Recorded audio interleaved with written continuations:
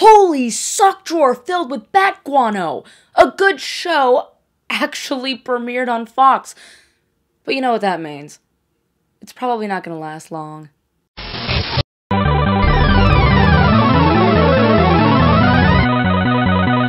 it on! We have come under fire more times than I can count for my comments on the DC universe as it currently exists as a whole, in comics, film, television. It's all a bit of a disorganized mess right now. I've made it no secret that I love the Marvel Studios format. I mean, fuck, I don't think I'm breaking any ground here when I say that is the way to go. It is a neat, tidy, truly comprehensive universe cinematically, and even with the divisive agents of S.H.I.E.L.D. on the small screen. DC has so many eggs in various baskets strewn about the place that I'm not even sure if they know where they are. You know what that means. Before you know it, it's been 9 months since Easter, and the smell of death has come wafting from underneath the sofa. As of right now, so many DC shows are in various stages of production, and the only two that clearly share the same universe are Arrow and Flash, both of which reportedly have no link to the DC cinematic universe, which they're trying to build with Batman vs. Superman: Dawn of Justice. To further muck up the works, CBS has recently committed to a live-action Supergirl series, and then there's the TNT pilot for Titans that's still waiting on the green light. Oh, and while we're at it, you know, if you're watching this and you happen to work in the casting department for TNT, hi, my name's Jenny. And I'd like to play Raven. If these all come to fruition, then DC will have a presence on the CW, Fox, TNT, and CBS. It's practically splitting itself more times than Voldemort did with his fucking soul. Yeah, that's right, I said his fucking name. Come at me, bro. So this could be very stupid, or very fucking clever. A weekly presence on several major networks, big films in the works. DC might be making an aggressive move in this little multimedia battle. Tidiness and cohesion aside, this fragmented DC universe lends itself to truly interesting storytelling from all sides. Showrunners and writers are gifted with a liberation that the folks over at Marvel don't have too much of. All they have to consider is the world of their individual projects and not how it fits into a greater whole.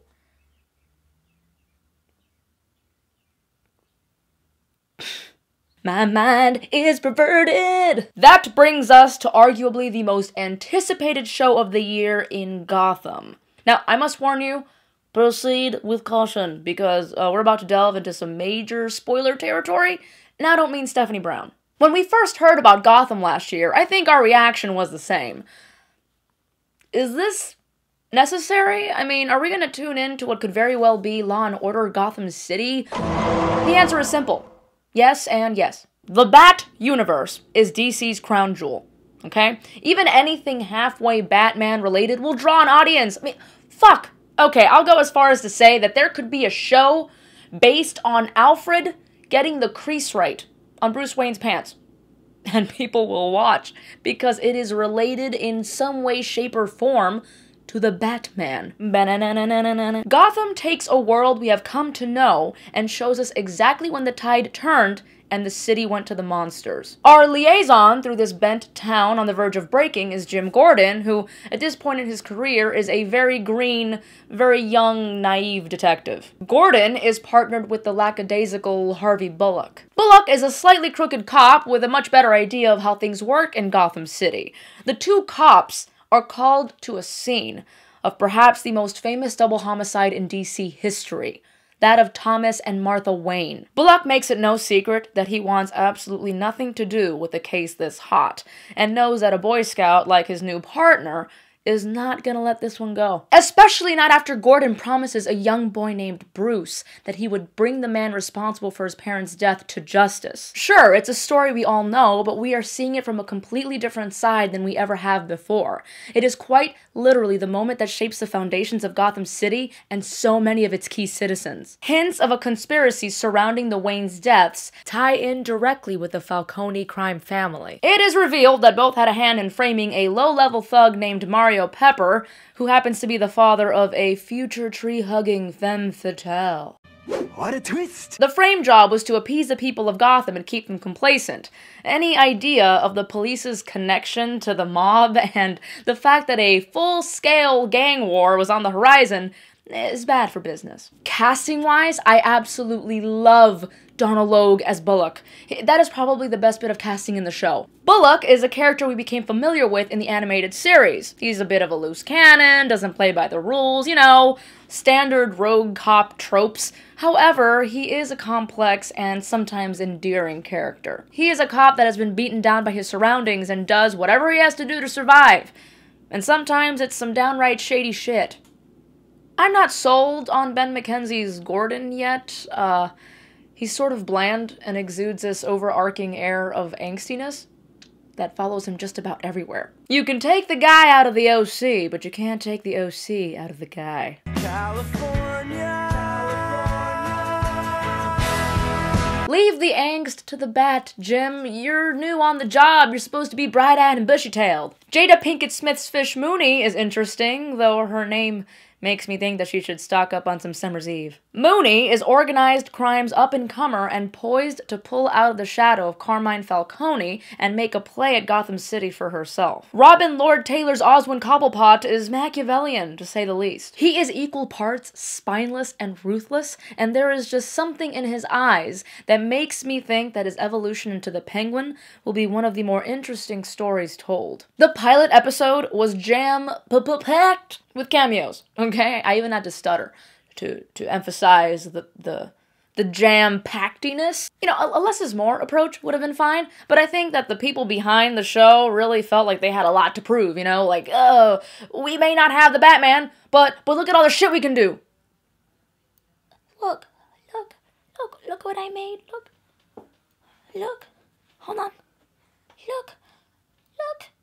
Yeah, if you could save some people for episode 2, that would be great. That being said, it was pretty cool seeing some of those recognizable characters on the screen. Renee Montoya and Crispus Allen from Gotham Major Crimes make their first live-action appearances. As mentioned before, we have Ivy Pepper, and shitty new name aside, she already seems to be showing interest in all things that photosynthesize. So one could hope that she ditches the awful family name and goes with the far more sensible Pamela Isley. We also meet Edward Nygma, whose narcissism is palpable and taste for riddles already in full effect. Having Nygma introduced under the GCPD payroll is an interesting idea. Are his motivations nefarious from the get-go? Is he using his position with the police to his advantage, or is his slow sociopathic decline caused by outside factors? Now, I know everyone thinks that the comedian at Fish's Club was the Joker, but I'm calling bullshit. The Joker is so major that I feel that he should and will be teased for quite some time. Personally, I would fill the show with a ton of red herrings, give people a myriad of possible hints to a man that could be the Joker. However, I would never reveal who he truly was, and when the time came to bring him into the fold, just do it like the force of nature that he is. Overall, I'd say this pilot was a good showing for a show with tremendous potential. Gotham is a chance to explore stories and characters not yet brought to life. If it stays on the right path and follows a more slow burn approach and doesn't fall into the same pitfalls as a show like Smallville, it could be a terrific series. So what did you folks think? Is Gotham this fall's hottest show? What characters are you hoping will appear? I feel like Prince. So I have a little goal. We are getting close to 23,000 subscribers, and I'd like to reach that number before my birthday, which is on October 30th. Halloween's Eve. It's still cool, okay? And please be so kind as to visit our home base at aggressivecomics.com for all the latest and greatest in geeky news. Tune in again, same Geekgasmic channel, same Geekgasmic time. Actually, no, well, time is sort of relative because, you know, what if I upload a video next week and you're at work at that time and you don't get to see it until later, and just watch at your leisure. Okay, I didn't mean to overcomplicate shit. Okay. Stay geeky, my friends. Fits into a greater whole. Oh, why do kids watch me?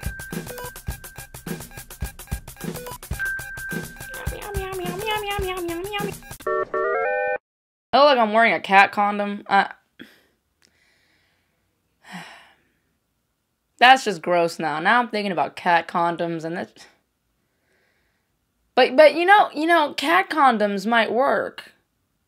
'Cause there's too many cats on the streets. Yeah. P.S. I am fully aware that I am doing an episode based on DC wearing an X-Men necklace. I am such a traitor.